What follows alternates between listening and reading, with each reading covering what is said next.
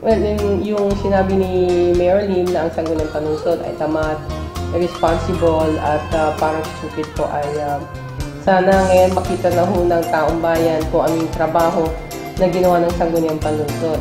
In fact, for the past 2 days hearing ay marami pong lumabas sa inquiry namin na hindi ho makasagot sa amin ng ating City Treasurer at ang ating Budget Officer. And nakita din po natin na ang daming discrepancies na minention at tinanong ni Councilor Maybelline Fernandez na ang sabi na nila po ay typographical error lang. Pero this would involve in 3 items lang po ay 12 million pesos. Hindi pa po kasama yung mga ibang items na kini-questions ng Sangguniang Panunsod. On the second day of hearing ay nag-submit ng bagong budget ulit ang executive na pareho nga ang total niya, yung total, pero pagdating sa mga detalya, ay maraming pagbabago ulit. So yun yung rason kung bakit nag-request si Councilor Chico Samson na mag-adjourn kami muna upang bigyan ng time ang mga councilors na pag-aralan ulit. And at the same time, ang executive sana ay mag-submit sila ng isang tamang amended budget. Gusto kong ipaalam lang sa lahat ng ating mga empleyado, ng ating City Government of Dagupan, huwag po kayo mag-alala dahil alam natin na medyo mahaba pa ng konti itong budget hearing. Ngunit huwag kayong mag-alala dahil ang inyong increases ay makukuha niya retroactive once the budget for 2011 ay maipapasa. At sa ginagawa ho namin ngayon, sinisigurado na ho natin na yung pundo ay hindi na mapupunta kung saan-saan na lugar. At malay natin, this could also help to ensure na yung bonus, yung pundo para sa inyong bonus ay hindi mawawala towards the year end.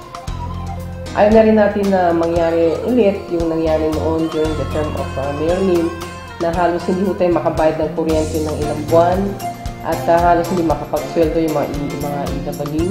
And at the same time, yung pagbibili ng mga lupa na hindi natin ginagamit o mga proyekto na hindi benefited ang people of Dagupan. At lalo-lalo na po, ayaw na ho rin natin magkaroon ng isang malaking utang na napakalaki ng interest na mangyari ulit sa syudad upang hindi maapektado ang taxes po natin. Meron din ako mga na-receive na mga complaints galing sa ibang tao na sabi nila ho ay apektado sila sa tax ngayon na medyo tumaas ho ang kanilang binabayaran. Hayaan nyo, ito ay pag-aralan namin at tatanungin din ho natin ang concern na department tungkol dyan.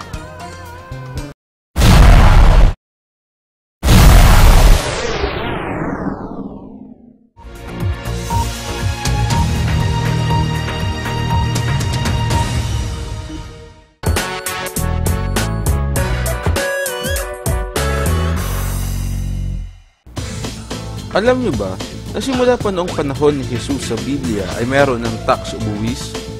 Noong panahon ni Jesus sa Israel noong unang siglo, publicans ang tawag sa mga taga-kolekta ng buwis. Ang salitang publicans ay mula sa wikang Latin na publicanus at tulenus naman sa salitang Grego na ang ibig sabihin ay tagahawak o taga-kolekta. Nakapwesto ang mga maniningil ng buwis sa bawat gate at liwasan ng mga syudad at bayan kung saan nagkakaroon ng palitan ng mga kalakal. Ang buwis na nakokolekta mula sa pangangalakal ay siyang ginagamit upang maisaayos sa mga kalsada, batas, seguridad at iba pang mga benepisyong maaaring kinabangan ng mga nakatira sa syudad o bayan. Pinaniniwalaan ang pagsisimula ng pagbubuwis ay siyang ring hudyat ng unang sibilisasyon. Kapag hanggang sa kasalukuyan, patuloy pa rin ang nakagaliang ito. Sa Pilipinas, mahigpit na ipinatutupad ang pagbabayad ng buwis. Kinakailangan ito upang maisakatuparan ang mga proyekto ng mga gobyerno tulad na lamang ng pagpapagawa ng mga kalsada, mga infrastrukturang maaaring magamit ng tao at iba pang mga serbisyo. Responsibilidad ng bawat empleyado, negosyante at sino mang kumikita sa bansa na magbayad ng buwis. Ang sino mang lalabag dito ay mananagot sa batas alinsunod sa Republic Act 7642.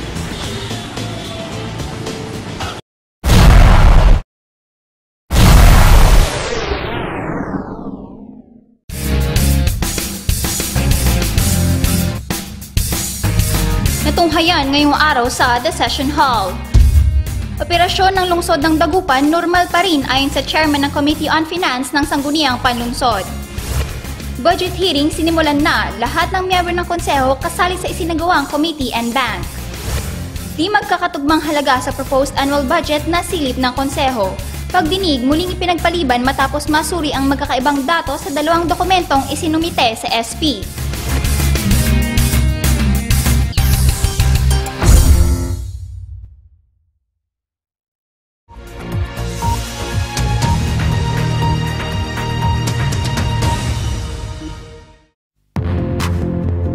Shop and win Year 7 Cars and Gadgets Raffle promo.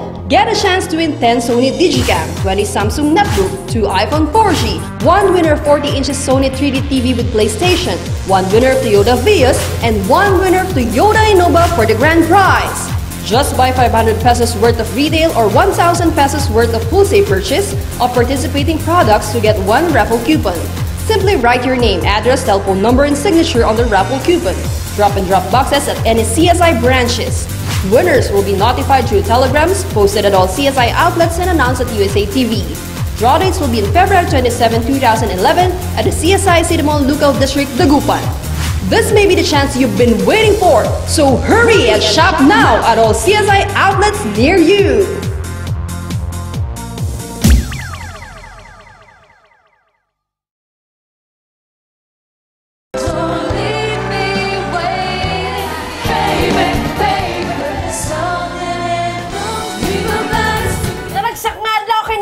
Dagupan? Humanda na kayo dahil ang paborito niyong ASAP Sessionistas ay live na live sa Dagupan! Feb 14, 2011 sa CSI Stadium, Lucao, Dagupan City! Get your tickets now and for ticket reservations, call 0922-808-2160 and look for Lucy! Sabay-sabay tayong ma-in-love ngayong Valentine kasama ng buong tropa. Ito na! Ang ultimate all-star jamming ng taon! Sessionistas Live in Dagupan!